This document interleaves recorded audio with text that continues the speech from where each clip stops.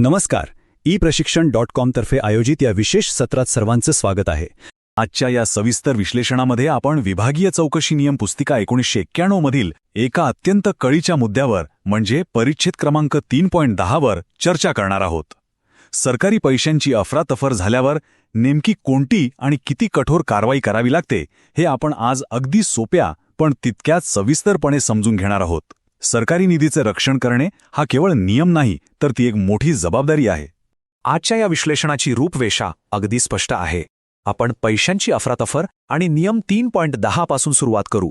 त्यानंतर वसुलीची प्राथमिक कार्यवाही, वसुलीस नकार दिल्यास होणारी कारवाई, पर्यवेक्षी अधिकाऱ्याची जबाबदारी आणि शेवटी मुदत व कठोर अंमलबजावणी या सर्व टप्प्यांमधून जाणार आहोत.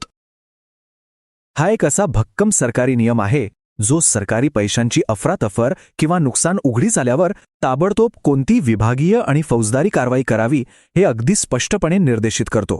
हा नियम म्हणजे शिस्त आणि प्रशासकीय नियंत्रणाचा एक मजबूत पायाच आहे. थोडक्यात सांगायचं तर सार्वजनिक निधीचा 1 रुपयाही असाच वाया जाऊ नये आणि तो कधीही दुर्लक्षित राहू नये, याच एकमेव उद्देशाने ही कडक नियमावली बनवली गेली आहे. यानंतर आपण वळूया दुसऱ्या भागाकडे, वसुलीची प्राथमिक कार्यवाही.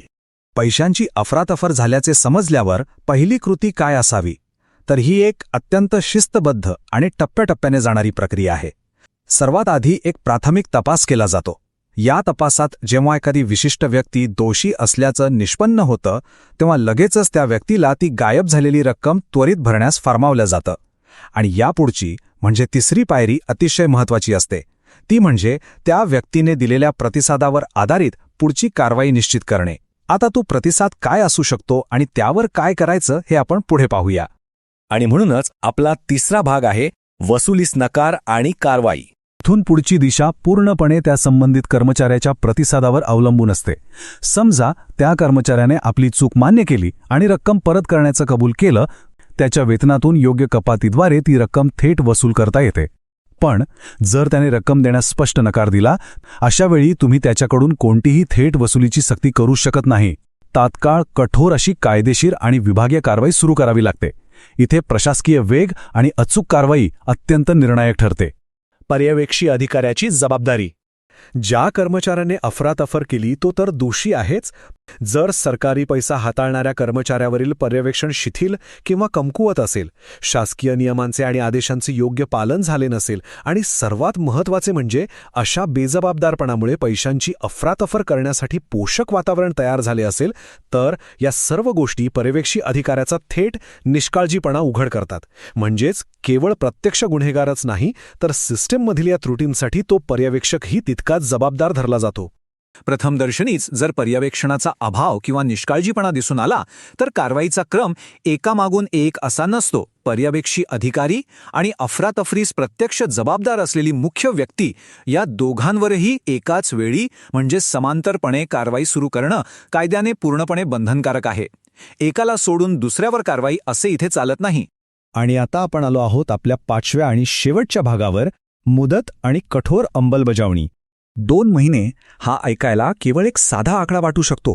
8 नोव्हेंबर 1973च्या शासन परिपत्रकानुसार पर्यवेक्षी अधिकाऱ्याची जबाबदारी निश्चित करण्यासाठी करावयाचा तपास हा कोणत्याही परिस्थितीत बरोबर 2 महिन्यांच्या आत पूर्ण झालाच पाहिजे.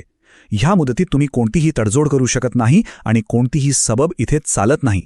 एवढंच नाही, तर प्रशासकीय तत्परता इथे अत्यंत महत्त्वाची मानली गेली आहे. सरकारी विभागांना असे खटले नुसतेच वर्षानुवर्षे प्रलंबित ठेवण्याची मुभा नाहीये. पैशांच्या अफरातफरीची जी काही जुनी किंवा प्रलंबित प्रकरणं असतील, त्यांचा सर्व विभागांनी त्वरित आणि सक्रियपणे आढावा घेणं आवश्यक आहे. आणि नुसता आढावाच नाही, तर ती विनाविलंब अंतिमरित्या निकाली काढणे अत्यंत बंधनकारक आहे.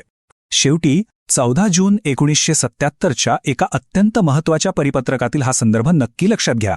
हे परिपत्रक स्पष्ट करते की कारवाई करण्यातील विलंब हा केवळ एक प्रशासकीय दोष नाही, तर तो एक दंडनीय अपराध आहे. कारवाईला उशीर करणाऱ्या पर्यवेक्षी आणि तपास अधिकाऱ्यांवरही थेट जबाबदारी निश्चित केली जाईल, असा सज्जड दमच या परिपत्रकात देण्यात आलाय. आता हे सर्व नियम आणि अटी पाहता हे विश्लेषण संपवताना एक महत्त्वाचा प्रश्न आपण सर्वांनी स्वतःला विचारला पाहिजे.